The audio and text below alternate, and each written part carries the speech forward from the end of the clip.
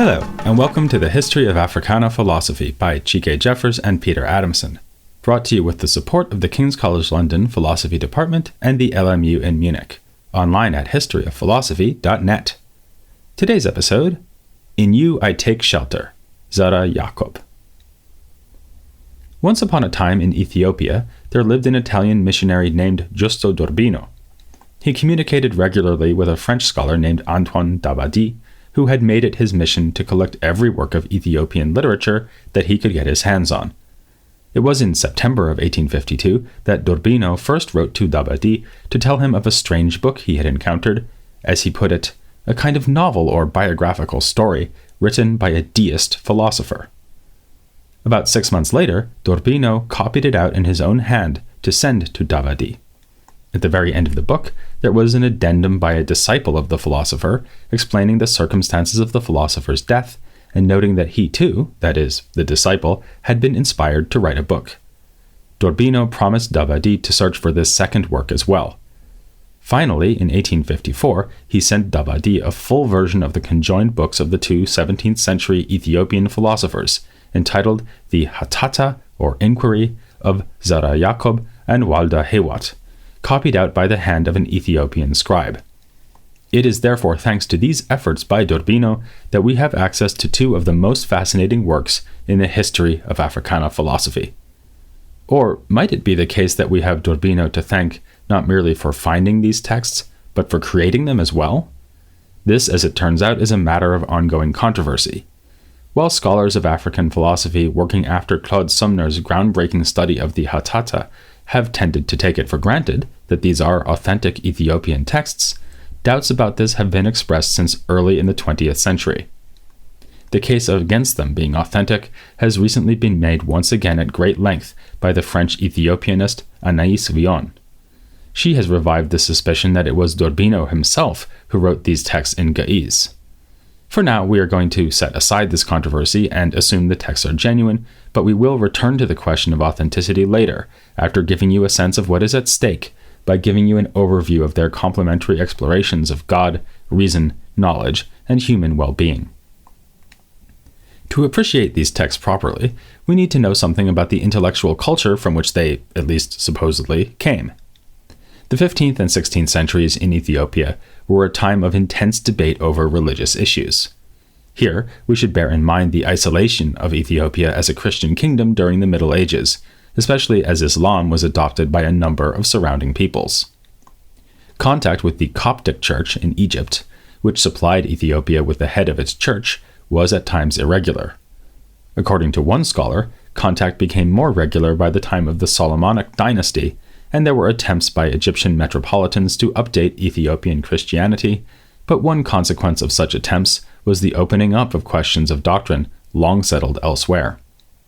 Old heresies and questions about the nature or natures of Christ and of the Trinity became live issues. They are dealt with, for example, in the work of Georgis of Segla, who is among the most prolific authors of religious texts in Ge'ez. Another scholar describes the Book of Mystery, which Georgis wrote sometime around 1424, as a voluminous theological opus that can in some ways be considered the Ethiopian Summa Theologica. Also worth noting is a certain emperor who ruled Ethiopia during the middle third of the 15th century and who has been described as the principal author of religious nationalism in pre-modern Ethiopia. This emperor's name, as it turns out, was Zera Yacob, the same as the philosopher to whom most of this episode is dedicated. Obviously, this is potentially confusing, so we have to be careful to distinguish between Zera Yacob, the 15th century emperor associated with religious nationalism, and the rationalist and arguably non-Christian thinker Zera Yacob of the 17th century, whose very existence as a real person has been challenged. There's no doubt that the emperor, Zera Yacob, was real, and he is commonly credited with writing multiple books. One of the works ascribed to him, but which likely involves a collaborative effort by members of his court, is the Book of Light, which reflects the positions that the emperor took on what is or is not heretical.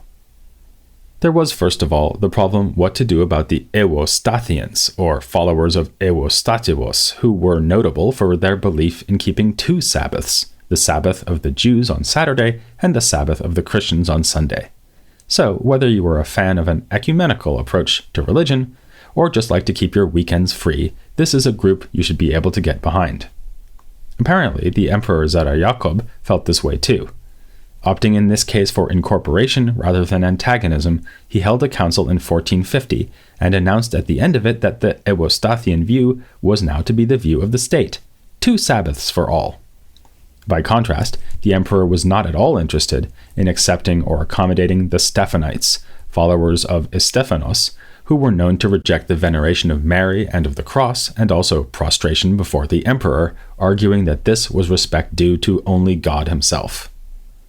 It is easy to assume that the last part was the worst part in the Emperor Zera Yacob's eyes, but it may very well have been less deplorable to him than their stance on Mary. Some of the most interesting parts in his Book of Light involve the central importance he gives to Mary, whom he described as a virgin, not only in body, but in mind and conscience as well. Virginity of body, the emperor argues, is easy to find among men and women, and cannot be what makes Mary special. Only the lack of any intention to sin could have made it possible for God to inhabit her. While traditional Catholics will be familiar with the idea of Mary as lacking sin, they may be surprised by the emperor's subsequent argument that her purity of mind and inhabitance by God meant that Mary was privy to divine knowledge, knowledge to which no other human mind or even angelic mind has ever had access. As a result, she is identified as the ultimate prophet, more powerful than all others. It has been said of the Emperor Zera Yacob that he elevates Mary to a status akin to that of a goddess. If the 15th century was marked by questions of doctrine among Christians, the most important conflict of the 16th century was with Islam. It was in this century that Ahmad Khan, the leader of the Adal Sultanate, based in what is now Somaliland, declared a jihad against Ethiopia, to which had been paying tribute. The result was the most successful conquest of Ethiopia prior to the Italian occupation of the 20th century. It is in the midst of all this that we find the work of Enbakom, said to be originally from Yemen or perhaps Iraq.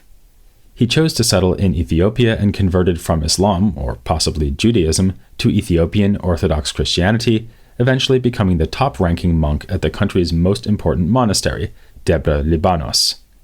Enbakom is known for having translated a number of texts from Arabic into Ge'ez. One of the works he translated was the story of Balaam and Josaphat, a Christianized version of the story of the Buddha, which makes for an interesting connection between this series of episodes on Africana philosophy and the episodes on Indian philosophy that preceded them. His book, Ankasa Amin, or Door of the Faith, on the other hand, is not a translation, but an original apologetic work defending Christianity in contrast to Islam, and arguing, among other things, that the Quran itself can be shown to reveal Christianity as the true religion. These religious controversies help to set the scene for the life and thought of our second Zera Yacob, and every time we use this name from now on, we will mean the 17th century rationalist, not the 15th century emperor. Alongside the disputes among Ethiopian Christians and between Christians and Muslims, there is yet another source of religious controversy that is still more important for understanding his thought. This is the conflict arising from the influence of Portuguese and Spanish Jesuits on the Ethiopian royal court, an influence that reached its apex in the 17th century during Zera Yacob's lifetime. This part of the story goes back to 1543, when Portugal provided aid to combat the invasion by Ahmad Khan, who was himself supported by the Ottoman Empire. The involvement of international powers in this African war is typical of the increasingly shrinking world of the early modern period. The ability of Jesuit missionaries to gain an audience with the Ethiopian monarch and operate within Ethiopia ebbed and flowed during the 16th century, but they gained new and unprecedented success in the early decades of the 17th century. The emperor, Za Dengel, was converted to Catholicism, and although his rule was short-lived and he was overthrown, a subsequent emperor, named Susenyos, also converted in 1621. He established Catholicism as the official religion of the realm, replacing the Orthodox Church. This massive change met with much resistance and uprisings, and finally, about a decade later, in 1632, Susenyos declared religious liberty and abdicated power in favor of his son, Fasilidas. Upon taking power, Fasilides promptly re-established Ethiopian Orthodox Christianity as the state religion, and within a couple of years, he expelled the Jesuits from Ethiopia. These momentous events directly shaped the life of Zera Yacob, who was born in 1599 in Aksum, which, as you might remember from the last episode, was the capital of the empire that first established Christianity as state religion in Ethiopia back in the 4th century. Zera Yacob became a teacher in that city during the rule of the Emperor Susenyos, and was well versed in both the Ethiopian Orthodox and Catholic interpretations of the Bible. He tells us that he adopted an ecumenical spirit with regard to the different versions of Christianity that were contending for power in his culture. He wrote, "While I was teaching and interpreting the books, I used to say, 'The Franj say this and this,' or 'the Copts say that and that,' and I did not say, 'This is good, that is bad,' but I said, 'All these things are good if we ourselves are good.' Hence, I was disliked by all. The Copts took me for a Franj, the Franj for a Copt." Let's clarify the two terms he's using here. Franj means foreigner, and is derived from Arabic, in which the term originated as the name of the Franks, who attacked the lands of Islam during the Crusades. Thus, when used to evoke the Iberian Jesuits, you might wonder whether there is some sort of racial distinction being made here.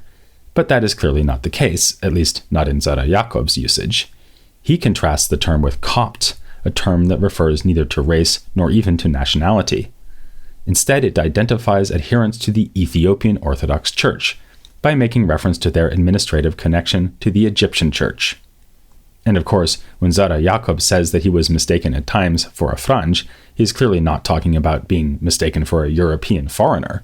Rather, he is treating the term as referring to a religious position that anyone can adopt. In general, racial distinctions are notably absent from Zera Yacob's text.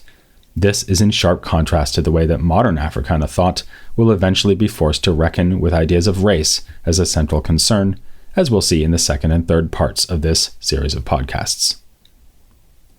Zera Yacob goes on to explain in the second chapter of his book the major turning point in his life. An enemy of his falsely denounced him to the emperor as one of those who promoted rebellion in defense of Ethiopian orthodoxy after the establishment of Catholicism. To avoid being killed for this, Zera Yacob fled his hometown, taking with him some gold and, even more valuable, his most prized possession, a copy of the Psalms of David. He eventually happened upon a cave that he made into a home for the rest of the time before the abdication and death of Susenyos, which was about 2 years. It is here that the story shifts from one of political upheaval to one of philosophical contemplation. Despite the autobiographical frame he offers us, Zera Yacob devotes most of his book not to the narrative of his own life, but rather to a report of the philosophical thoughts he had while in this forced seclusion. The book's third chapter tells of how he sat in the cave, praying to God, and ended up asking himself whether there truly is a God who hears his prayer. Even in the midst of this dark despair, his love for the Psalms shines through, as he expresses his anxiety over the existence of God by quoting Psalm 73, "In vain have I kept my own heart pure." More positively, he reassures himself with the quotation, "In you I take shelter," referring here to God and not the cave. He is then moved to reflect on a rhetorical question, in this case from Psalm 74, "Is the inventor of the ear unable to hear?" This leads him to ponder how he himself came to have an ear to hear, and indeed how he exists at all. He develops a version of what philosophers call the cosmological argument, reasoning that if he traces his existence back to his parents and then asks who created his parents, he must eventually conclude that there is an uncreated thing that created other things out of nothing. Otherwise, there would be no end to the chain of causal explanations. He also reasons that this uncreated creator must be intelligent, for only a being with intelligence could bestow intelligence upon beings he created. In the fourth chapter, now satisfied that there is an intelligent creator who hears him, he wonders, is all that we find in the Holy Scriptures true? This question leads him to confront the problem of religious disagreement. Whoever you turn to for advice, you'll simply hear that that person's religious convictions are the right ones and others false. The Copts and the Franj, the Muslims and the Jews, all make exclusive claims for their own faiths, and yet, as Zera Yacob puts it, truth is one. The problem, he concludes, is that people find it easier to rely on what they have heard from others, because critical examination of what others say is difficult, and we humans are by nature sluggish and weak. It is surprising, then, that he begins the 5th chapter by saying, "To the person who seeks it, truth is immediately revealed." If critical examination is so difficult, how can he claim that the revelation of truth is immediate when sought? One way to understand his point is that the difficult part is choosing to let go of preconceived notions inherited from others. Once this has been achieved and one uses the intelligence bestowed by the Creator rather than relying on others, understanding the Creator's intentions is not so difficult. It's a bit like changing the channel when the remote control isn't lying on the sofa next to you. Once you have it in hand, changing the channel is easy. It's just that you're lying down here so comfortably and it's all the way over there. Zera Yacob demonstrates the independent search for truth he recommends by considering various imperatives upheld by the Abrahamic religions, and assessing whether they are divine or rather human in origin. All these religions are criticized for encouraging fasting, because eating is necessary for survival, so not eating for significant periods of time is irrational.